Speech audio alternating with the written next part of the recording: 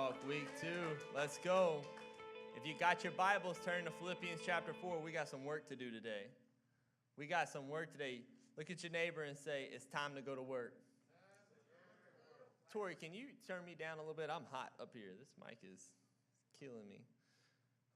Awesome. Philippians chapter 4. And before we do that, two things. Number one, many of you know who Ryan and Sam are here. Ryan and Sam Spalding do so much for our church. They're staff members here, and man, they just pour their hearts into this ministry. They do so much behind the scenes, guys, that you don't really see, and they're on vacation this week, getting some well-needed rest. And so if you have their phone numbers, you know them, send them a little encouragement. Let them know you're thinking of them, and let them know that their church family loves and misses them. But they're on vacation, and they're getting some rest. And so since they were on vacation, I had to call in some help on the worship team. So, hey, Hunter, Dakota, man, thank you so much for coming and helping out today. Love you guys, man.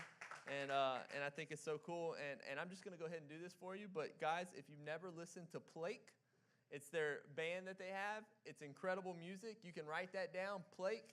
And they're on all platforms, Spotify, Apple Music, all that, iTunes, anything else I'm missing, YouTube, about to be YouTube TV. No, what's that?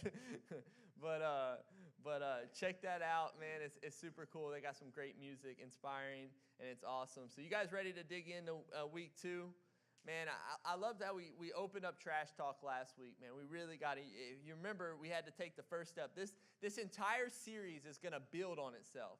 Every week, it's going to build on itself, and we're going to continue learning how to contain the trash talker in our minds. Last week, we talked about identifying the trash, right? We got to identify who it is and what it is. So first of all, if you're talking, some of you maybe weren't here last week, trash talker, what are we talking about? Well, remember, I'm going to look at this definition every week. This is what the trash talker is. It's the negative voice in your mind that controls your thoughts, right? It's the negative thoughts that are in your mind that will control your thoughts. So we're not talking about the person who trash talks you at work. We're not talking about the person that trash talked you with their finger when you cut them off. We're not talking about those kind of people. That's trash talking, but that's not what we're talking about, because there's a trash talker that lives in your mind that wants to steal your joy.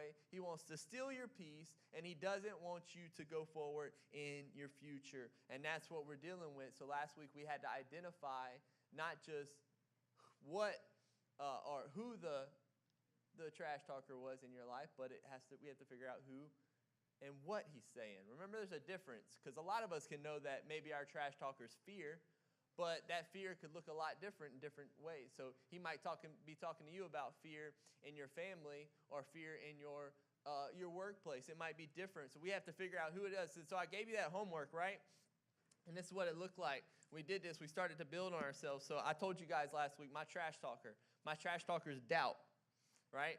Everybody may have a different trash talker. It might be guilt. It might be shame. It might be discouragement. It might be insecurity. Everybody has a trash talker in their mind.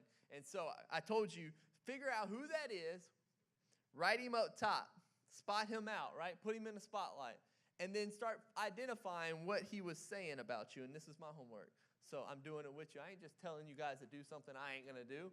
And so yeah, I'm making it happen, right? So this is the first step. This is what your first step looks like. And some of you are like, I really deal with a trash talker, but I'm not really doing this part. I encourage you, man, do this. I'm telling you, we're going to build on this every week. We're going to build on this, and you're going to help contain. Because guess what? The trash talker, you're not going to magically wipe him away.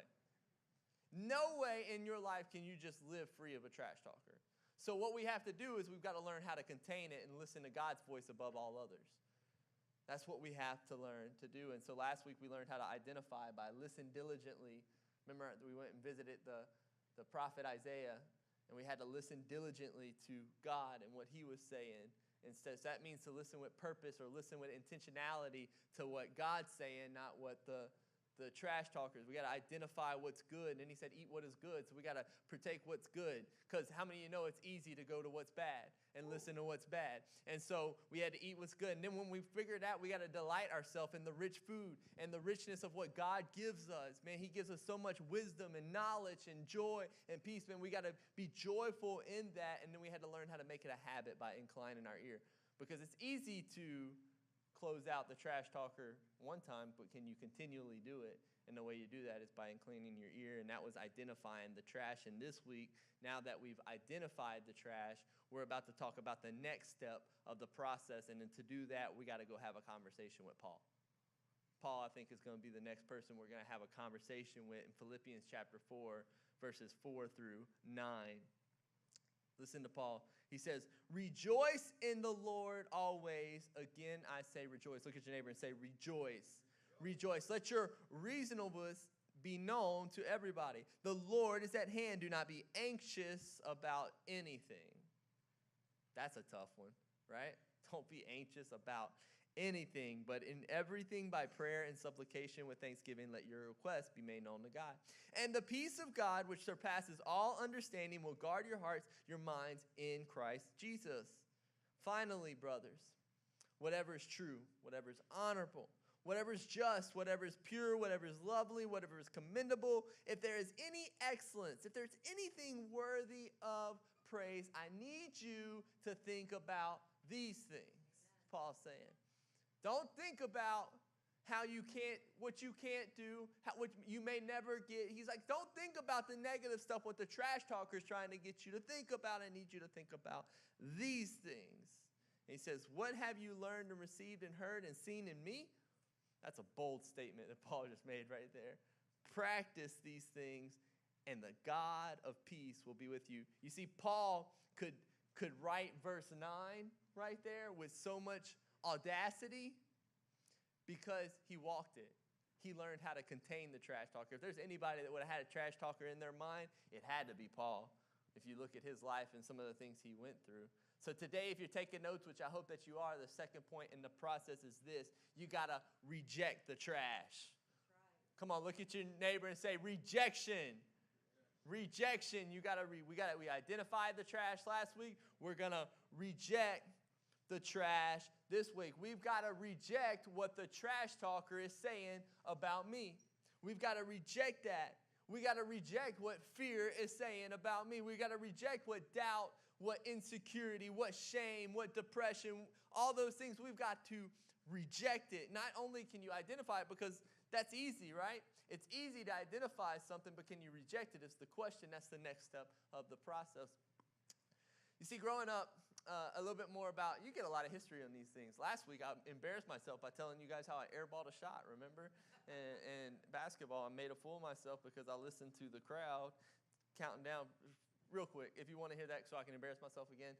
The crowd, they were counting 10, 9, 8, the student section from the other team, and they were doing that, and I thought the buzzer was about to go off, and I knew there wasn't much time, and I shot this ridiculous shot from almost half court, and I airballed it, and then my coach was like, what are you doing? And he pointed, and there was still like a minute left on the clock. Yeah, the student section completely just made me think that.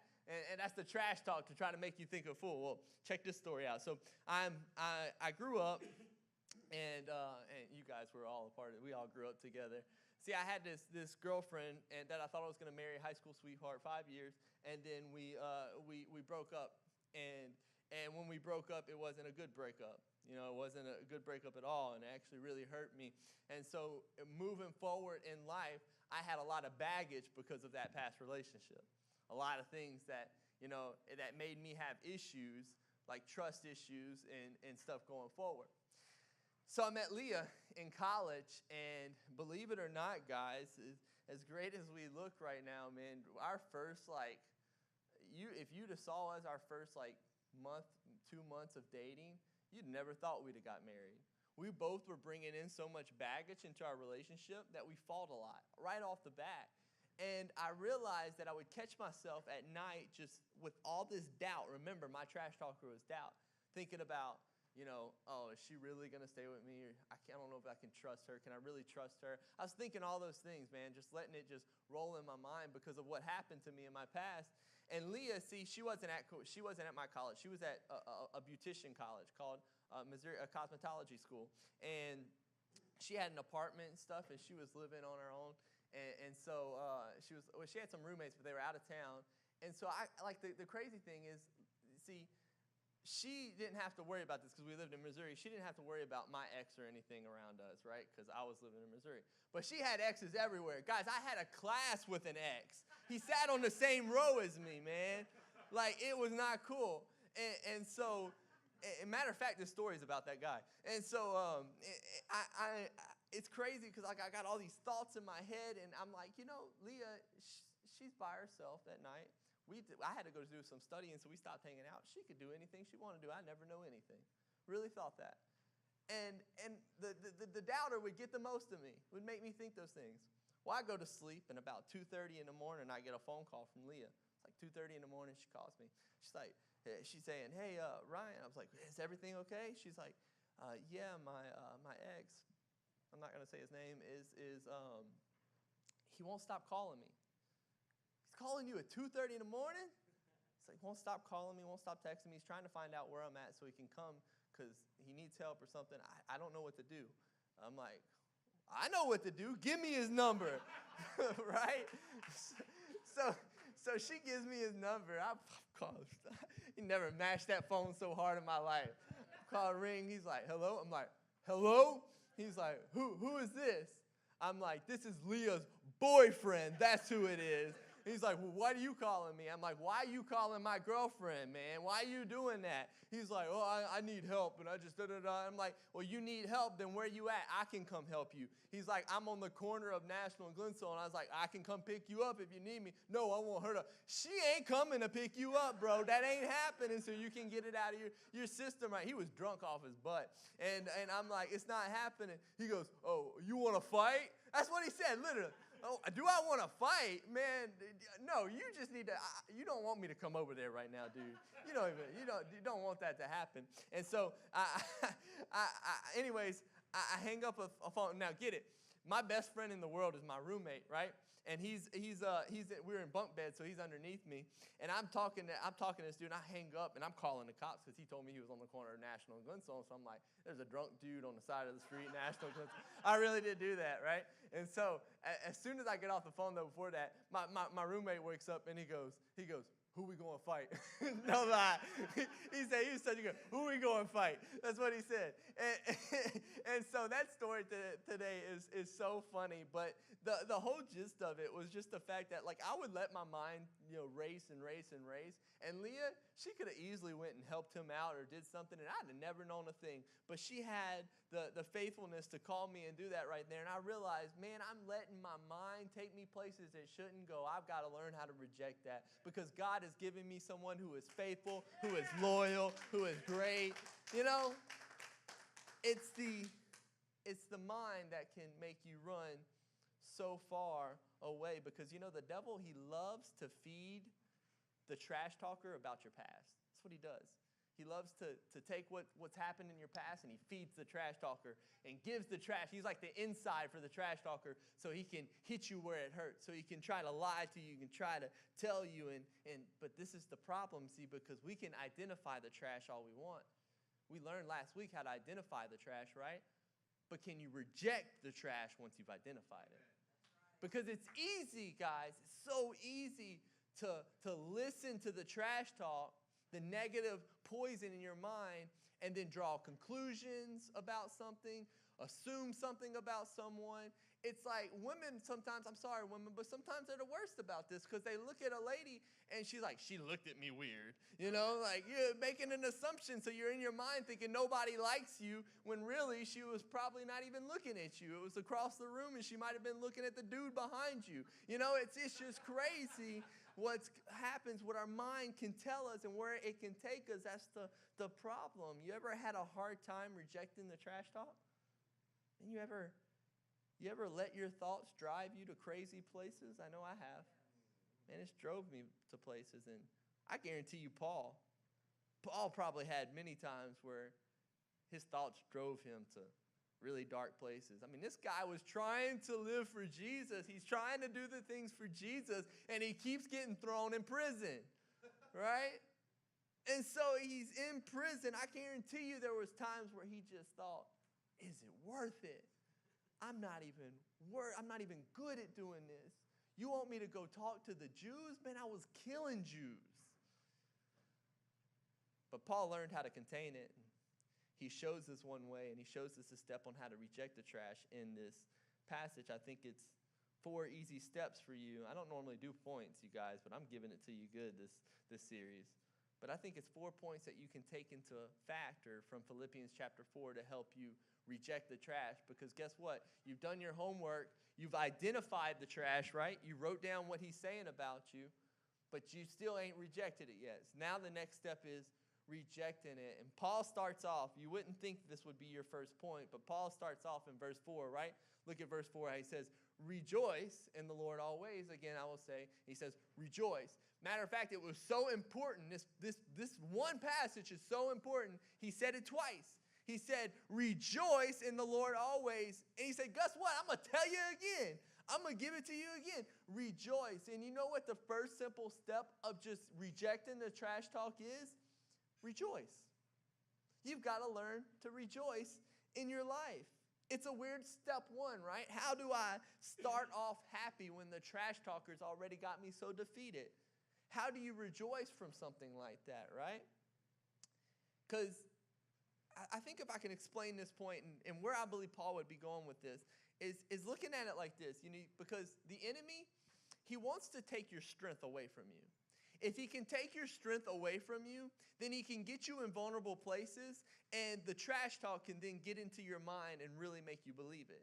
He's got to take your strength. It's like football, for example. If I'm going up against a team, and I know that their strength is running, but they're not that good at passing, then guess what I'm going to prepare for? The run game. I'm going to get the run. I'm going to make sure they don't get any yards on. I'm going to try to hold them down as much as I can, and we're going to have a good chance at beating them because I took their strength away from them. That's the same way the trash talker works. The enemy works in your life. He wants to see what your strength is. He wants to take it out. And you're like, well, what strength do I have, right? You ready for that strength? I'm going to tell you the strength that you have in order to keep beating the trash talker. Matter of fact, one cool place you can see it is in Nehemiah. I don't know if you've ever heard the story of Nehemiah, but it's really cool. He went back to rebuild the infrastructure of Jerusalem, the walls and stuff. And he was having this moment where Ezra was standing up before all the Israelites trying to get them back on track, because they were disobeying God a lot and doing these things. He was trying to get them back on track. And so here you have Ezra reading the law. You can go read it, Nehemiah chapter 8. He's reading the law. He's telling them what's going on. But the Israelites' reaction to the law was they started grieving. They started just crying and grieving. They felt so guilty because they realized how they were acting. And that guilt, because the trash talker was getting in their mind and see, you're not a good Christian. You do this and you do that and you do this. And so they're feeling guilty and they're feeling down on themselves and they're crying. And then Nehemiah comes up. Look what Nehemiah says. He says to them in verse 10, go your way, eat the fat, drink sweet wine, send portions to anyone who has nothing ready, for this day is holy to our Lord. And he says, and stop crying. Stop acting defeated. Stop letting the trash talker take you to dark places, because that's not what God is trying to share with you. He's got grace for your life. He's just trying to show you how to live a better life. You've got to realize something, that the joy of the Lord is your strength. Amen. If there's anything we can learn from Nehemiah right there, and anything from Paul when he's saying that, is there's something special about having joy in your life. Something special about being a person who can start their day off, and no matter what the trash talker is saying, I'm going to try to figure out a way to start off rejoicing. I've got to start rejoicing in my life and getting over there, because the joy of the Lord, man, it's my strength. Amen. And if the trash talker takes my strength away from me, I'm a lot more vulnerable for his attack. It's funny because Paul, he doesn't just say rejoice, because it's easy to rejoice when things are good. It's easy to rejoice. It's easy to rejoice when things seem to be going great, but can you rejoice in all seasons? Can you rejoice when things aren't going so good? Can you rejoice when you're in transition? Can you rejoice in these different areas of your life when it's not all good? See, Paul's saying you've got to learn how to rejoice in all things. Everything that you do, rejoice. Man, starting your day off, there was something I had to do, guys, because, for me, I realized that I was listening to this talk a lot, and so I had to figure out a way to start rejoicing because I'm not a morning person. I'm not. I'm more of a night owl than I am a morning person. And so I needed to figure out a way I could start rejoicing. And so what I would do is I just write if you go look at me and Leah's phrase in our mirror, for instance, all right, in our bathroom, we have stuff written all over it in marker. And when I go into the bathroom, I'm brushing my teeth, I look at those and I remind myself of what God's doing in my life, who He is, because me and my wife, we're going into that season. 5 years, we're kind of, both of us got a little baby fever, and we're thinking about those things. But when you have baby fever, you see, He likes to come into your mind and tell you all these things about how it's going to be hard and maybe you can't and all these things like that. So thanks to Miss Ann, I was like, I found the scripture and we put in there, blessed will be the fruit of your womb, right? We wrote that on our mirror and we started celebrating that. It changed our thoughts. It changed our thoughts. Another thing is us praying together at night. We pray together at night. And when we pray together at night, it's crazy because it changes your thoughts. And I started learning how to rejoice. Man, I started learning how to rejoice because the enemy, he wants to attack you when you're vulnerable. But if I can learn how to rejoice even when I'm vulnerable, then I'm going to have strength on my side at all times. And I've got to have strength on my side if I'm going to defeat the trash talker. He's got to be on my side. I've got to learn how to rejoice. Paul says, rejoice, rejoice, rejoice. And then he goes on and he hits you with a dagger, guys. Because in verse 6, he tells us something that is very hard to do.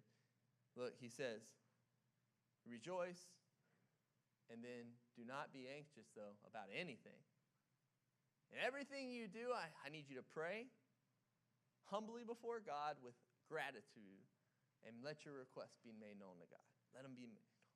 But I need you to understand that you can't be anxious about anything. So now we have strength on our side, right?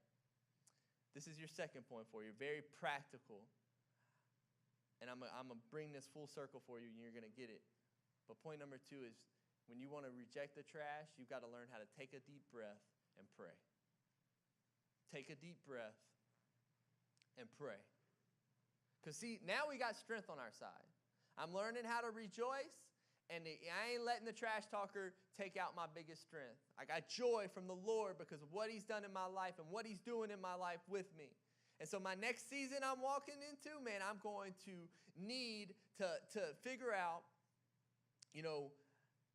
that the trash talker, he's still in full offensive mode. Just because I've rejoiced doesn't mean he's not still telling you stuff that you're not worth it or you're not good enough or you're not important. It doesn't mean that at all. He's still on full attack mode. And when I was doing my homework, when I was making my list, this is what led me to this passage. I was making my list. I realized something. I realized that everything, you want me to read? I'm going to read to you guys. I told you I'm an open book.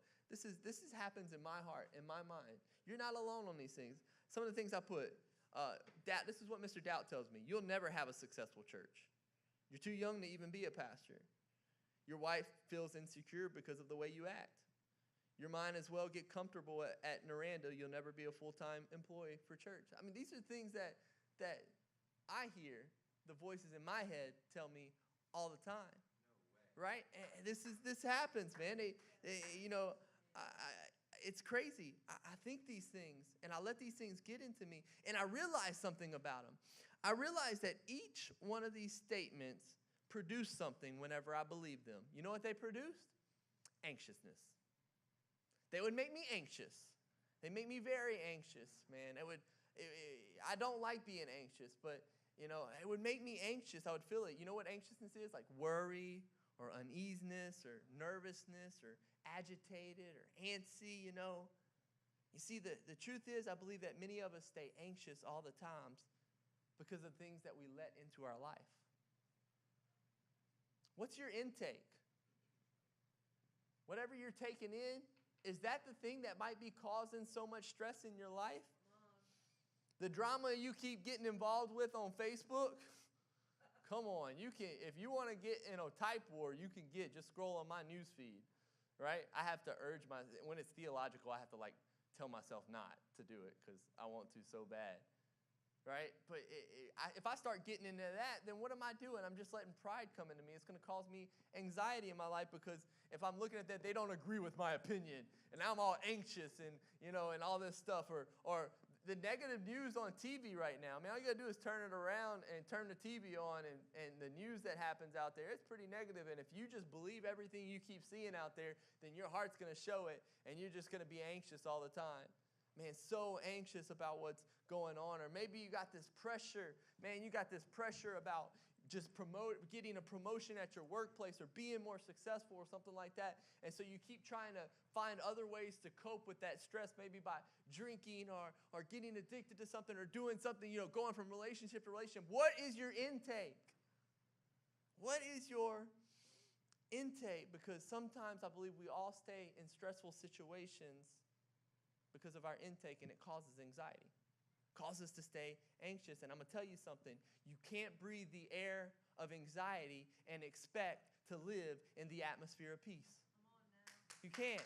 You can't breathe the air of anxiety and intake that and expect yourself to live in a life where you're peaceful, where you're because we're going to go on a little bit. Bring up verse 6 again. You're going to go on a little bit more because when you roll up to verse 7, I'm going to use verse 7 and 9 as my end of service, but this is what it's going to be, because when you pray to God, he's going to give you peace. That's what we're going to talk about at the end of the sermon. He's going to give you peace, but you can never live in that peace if you keep letting your intake be the air of anxiety. Because if all you're doing is breathing in that air, it's really hard to reject that trash talker. Really hard to track it. And so what happens, guys, is our minds, they become so consumed with anxious thoughts. Your mind becomes flooded, and because your mind's now flooded with anxious thoughts, it starts to show on the outside, because I can tell you something, the attitude of your heart, it's only a reflection of your mind. Whatever your heart is, whatever your mind's thinking, your heart is your attitude of your heart, and how you act and what you do, it's just a reflection of what's happening right here. And the thing is, if you're constantly doubting, if you're constantly fearful, if you're constantly full of guilt and you haven't learned how to deal with those things, it's because you have so much anxiousness that your mind is literally flooded with negative thoughts. And Paul's trying to tell us anxiousness is serious. And it's something that God wants you to live free from. It's something that Paul wants to teach us how to be protected from. And that's why he says, look at this verse. He says, don't be anxious about anything. That means the small things. If you're so anxious about the small things, eventually it's the small things that'll build up and take you out. So you can't be anxious about anything. You got to be anxious about nothing. And he says, because in everything you do, that means when you start feeling like the trash talker's starting to win, and everything you do, when you're deciding to reject the trash, you've got to pray. You've got to pray, and you've got to humbly come before him in gratitude and let God know you need help. It's okay to ask God for help. God cares about you. He knows where you are. It's okay. He knows the number of heads on your hair. He formed you in your mother's womb. He is that personal that he does care. He cares about who you are. He cares about where you're at. I remember Leah, I got permission to share this story, but Leah, she deals with anxiety. She deals with anxiety. If she had her doubt, her trash talker would probably be insecurities. And that led to that whole anxiety. And so early on in our relationship, she told me, I want you to get ready because this is what's, and I'm working on it. But I'm a very anxious person. I get a lot of anxiety, and it's hard to get past. And I'll never forget, it was like our first year of marriage that, one I seen she was in bed, and all of a sudden she's crying, and all of a sudden she hits a panic attack, and she just starts, if you ever seen a panic attack, it's like somebody's hyperventilating, they can't catch their breath. Guys, I was scared out of my mind. I didn't know what was going on. I didn't know if I needed to call the ambulance or something. The only thing I knew I could do, I went over there and I just hugged her. I hugged her from behind, and I just started saying, breathe with me, breathe with me. And I was taking deep breaths. Breathe with me. And I was like, breathe with me. And I was trying to get her to calm down, and I just started praying. I was gripping her tight, and I just started praying. I started praying, and I realized in this, I remember holding her tight. I remember taking deep breaths and talking to me. And I remember, man, I was thinking, the trash talker, he wants to drive you to dark places. He wants to talk to you. And sometimes, guess what? It's hard to pray when your mind is running so fast with negative thoughts. If you're identifying the trash and then you're believing it and they just start coming even faster and faster and faster. The way Leah tells me is like it's like, 1 minute I'm thinking this, 2 minutes later I'm all the way down this trail because I've let them just keep coming. I let them keep coming and they keep coming faster and it just drives me crazy. Like it just comes and comes and it drives me to dark places and it makes me assume things and it makes me think things and they come in so fast. So how do we even have a chance to pray if that's all I can do is let them come in that quick? I can't even take a breath to pray. And then I realized from that story, you know what? I've got to identify the trash. Remember, I got strength on my side because I'm rejoicing. And when the thoughts are coming, I need to take a deep breath.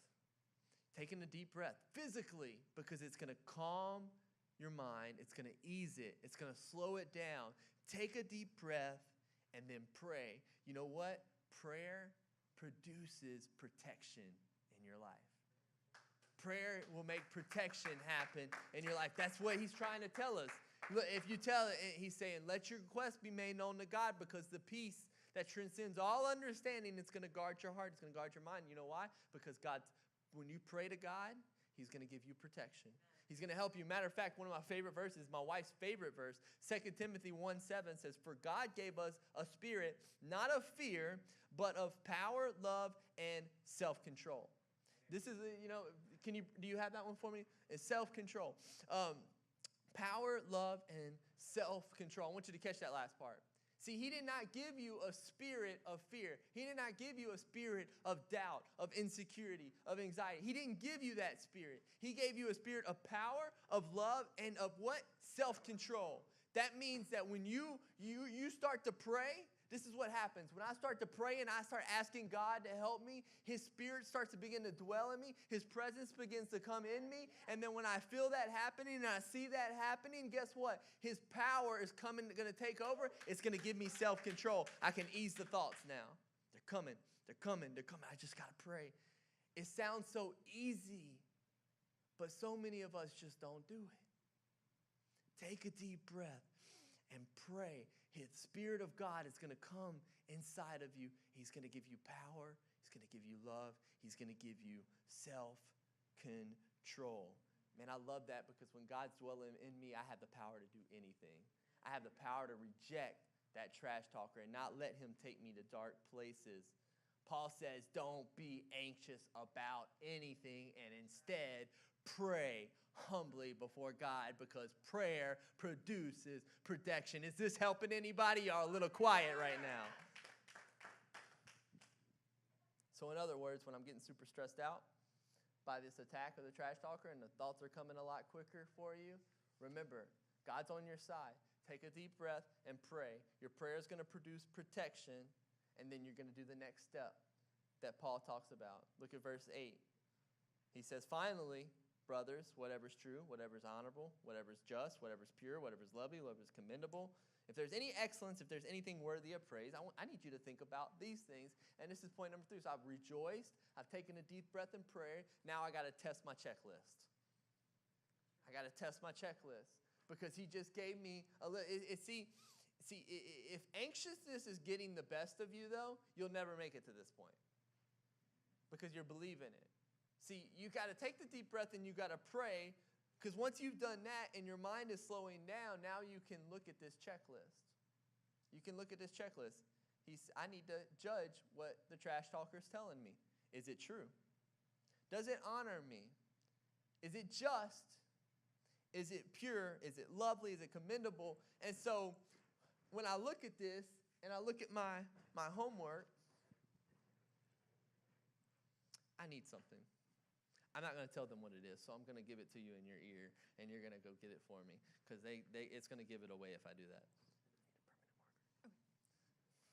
Secrets. See, I start looking at this. This is your next step, right? I'm looking at this. You will never have a successful church. All right? Is it true? Nope, it's not true. Is it honorable? It's very dishonorable. Is it just? Not in God's words. Is it pure? It's very impure. Is it lovely? It's not lovely at all. It's not commendable. It's not excellence. It's not even praiseworthy. Man, I don't have to believe that. And if the trash talker, he's talking so negatively in your mind, and it doesn't pass the test, guess what? Reject it. It's time to reject it. So now I'm taking a deep breath. I've prayed, and now that I'm taking it through my checklist, I am going to reject it. Hold on to it. I'm going to come in. Romans 8, 5, and 6 says this. For those who live according to the flesh set their minds on the things of the flesh. But those who live according to the Spirit, they set their minds on the things of the Spirit. For to set the mind on the flesh is death, but to set the mind on the Spirit, it's life and it's peace. It's life and it's peace. So if I'm thinking fleshly, then I'm believing what the trash talker's telling me. But now that I've taken a deep breath, I got strength on my side, and I'm praying, I got God's Spirit dwelling in me, and then I can think about the things of the Spirit. And the things of the Spirit are going to produce peace in my life because I prayed for prayer to protect me, and now that prayer is God's protecting me through prayer, now, guess what? I can reject it. So this is what your next step is this week. This easy. This is all you got to do, right? All you got to do. Let's see if I can hold all this. You're going to take your piece of paper out, and you're going to go, does it pass the test? I've taken a deep breath. Nope. Reject it. Come on now. That easy. I'm done. Does this one pass the test? Nope. Reject it. It's out of my life. I'm not listening to that right now. Reject it. By the end of your homework this week, you know what your paper should look like? Everything the trash talker's saying about you, reject it. Because it doesn't live in you, because God is in you. And if God is in you, this stuff doesn't come in you at all. I'm out. Man, I'm containing what this trash talker is saying about you, because what God has to say about you, it's life-giving.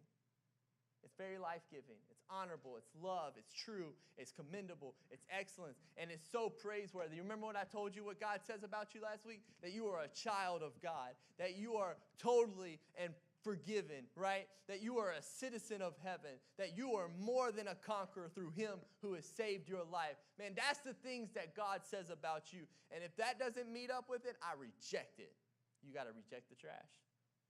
Are you rejecting the trash? Set your mind on the Spirit, and you're going to see life and light in the dark places that the trash talker took you to, because guess what? God's now rescued you from that situation. He's brought prayer in your life. And finally, Paul says this in verse 9. He says, what have you learned now? You've received and you've heard and you've seen in me? Practice. Practice. Practice. He says you got to practice. Point number 4, you got to practice. You got to practice. You can't just do this one time and think that everything's going to be over with. The trash talker, if there's one thing I know, every season the trash talker's got new material for me. Every season. It's like he's constantly learning from something. And when I walk into a new season of life, I got a new series of doubt coming. So I can't just do this one time and expect him to go away. It's not going to happen. Paul says you see what's happening, and now you've got to practice. It's why basketball teams, football teams, sports teams in general, why they practice. Because if they didn't practice, they would probably get beat all the time. But because they practice, not everybody's like the Golden State Warriors and wins every game, you know? But you're still going to get beat a little bit. And it's going to happen because you're not going to have a perfect record. You're going to get beat sometimes. But I can guarantee you that if you start practicing, you're going to have a winning record. Some of us are in here right now and we got a losing record, a losing battle to the mind monster in our head, to the trash talker, what he's saying. But I'm not doing that again. So I've got to practice. I got to do this over and over again. Maybe some of you got to start on your Monday. You just came off, you were encouraged from church on your Sunday. You go to Monday, you're going to start writing that down. Start it off your week. Okay, what's the trash talker telling me this week? And you're going to go through the process. Because what if you just started your week off in strength, realizing I'm not letting him get the best of me? I'm not letting him do that at all. I'm going to rejoice. I'm going to take breaths. I'm going to pray. I'm going to test that checklist. And I'm going to keep practicing. It had to happen with me. For instance, one thing that happened in my life is, I realized that I think a lot of these anxious thoughts and these things that were happening were hard to get past because I didn't have the one thing that Paul was talking about, which was thanksgiving. Like gratitude was my downfall, it seemed like. And so I would lose a lot of battles because I found a root of my problem was gratitude. And so in our mirror, like I was telling you guys earlier, we wrote down, one of the things I wrote is, I'm thankful for who is here. Meaning I'm thankful for the people that are in my life right now. Thankful for them. Because a lot of times, guys, I'm a dreamer. I'm such a dreamer. I'm such a guy about the future that I can think ahead, and I'm a planner. I had to realize that I needed to get to a place where I was in the now. Because sometimes, some of you right now, your biggest moment is right now. It's not what's going to happen tomorrow. It's not what happened later, earlier on. Your biggest moment is right now, and you've got to own that moment right now, right? And practicing these things, and I realized that I had to figure it out, so I had to start practicing something. That's why I wrote it on my door, on my mirror. Every day I could say that statement 3 times. I am thankful for who is here. I'm thankful for who is in my life. I'm thankful for that. And it's helping me so much in gratitude. It's given me new life. It's given me a new breath. And it's so amazing what's happening, guys. I'm telling you, it's incredible. You got to find what could work for you. What's going to happen for you? Yours might not be gratitude. Maybe it's going to be something else that you need to learn to defeat that, but you got to practice to find it. You got to put it into practice. And once you've learned these things, and once you're doing this and you're learning how to reject the trash, you've learned to let go and let God, man, Paul begins to show you the result in verses 7 and 9. Check this out. He says, and the peace of God, which surpasses all understanding, will guard your hearts and your minds in Christ Jesus. I'm bringing it full circle now. And in verse 9, remember I just read that a while ago, he says, practice these things, but go on. Verse 9, you're not giving me the rest of it. And it says, and the God of peace, he goes on to say, and the God of peace will be with you. So verse 7, Paul 2 times in this verse is trying to tell you that if you can learn how to reject the trash and practice it and pray, guess what? And God is going to protect you. He's going to give you peace.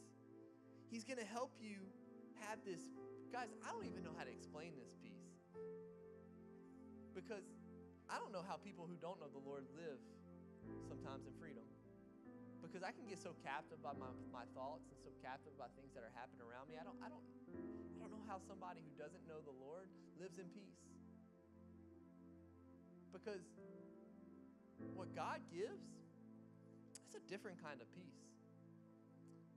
I know that's why Paul, he realized it was a different kind of peace, because he could be in the prison and still rejoice. It's because he had this kind of peace that came into his life, and it was different, But these anxious thoughts, guys, they flood our minds. And the one thing that God was speaking to my heart about and sharing this verse and ending this up was, some of us are praying and we're trying to get there. We're trying to figure out how to not be anxious. And we're trying to find that peace. And God spoke to me and said, Ryan, how can I give you peace if your mind is so flooded with negative thoughts? I got nowhere to put the peace. I got nowhere to put it. If you're not rejecting the trash, he has nowhere to put his peace. And some of you are trying to figure that out. It's like, man, I'm following all these books. I'm reading these books, and I'm trying to figure out how to beat these thoughts, and I just can't do it. I'm listening to this series, and you make it sound so easy, but it's not. Your mind is clouded with negative thoughts. You've got to take the first step, and you've got to get them out. You've got to give God a little room to work with, because remember I was telling you earlier is that the enemy can take you to a bunch of dark places, but all God needs is a little bit of light. A little bit of light and a little bit of openness. And if you open your mind for that and you let the peace of God come in your heart, it's going to change your life forever. You're going to be able to contain the trash talker within you.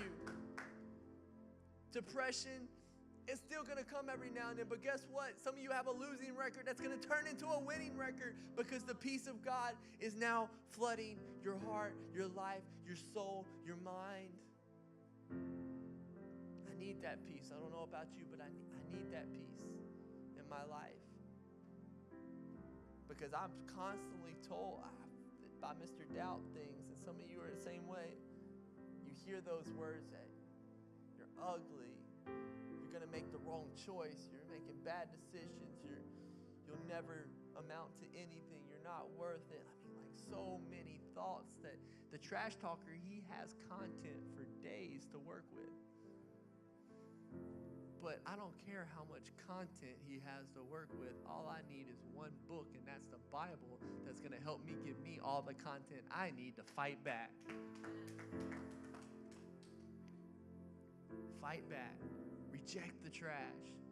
You know what he's saying about you. If you're following the homework guidelines, you know what he's saying about you. Reject it. It's not true. God told me to tell somebody in here today, what the trash talker is telling you, guess what? It's not true. God loves you. He has a purpose for you. He has a plan for you, and he's ready to take you into a new season of new growth, of new relationships, and he's ready to move in your life so strong that you've never seen him move like that. You thought he did things in your past, but he's about to do so much in your future that you can't even expect it or see it. Let go and let God. Reject the trash. With everybody's heads bowed.